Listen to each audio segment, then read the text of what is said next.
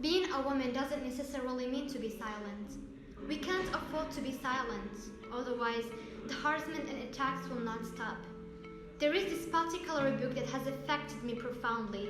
It is a novel written in 1936 by a male author titled If I Were a Boy. It describes the struggle of a 40-year-old girl to survive and adapt in the Albanian patriarchal society of the time. She was an orphan from her mother, raised and brutally abused by her stepmother, with a very absent father.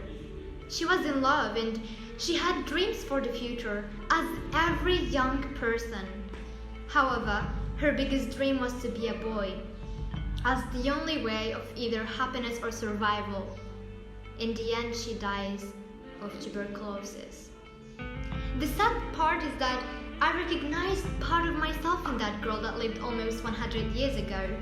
There are days in my life when I have silently wished to be a boy. I live in a small village. I have to travel by car or bus to go to school, situated in the town. There is only one high school for all the surrounding villages. I leave the house telling myself to be careful. I come back home reminding myself to be careful. 1 in 3 women has experienced physical or sexual violence. When I read about this, the first thing that came to my mind was apparently I am one of the 2 lucky ones. So far, men and boys are victims of violence as well. I am aware of that, but I wonder whether they never tell themselves we'll leave in the house to be careful.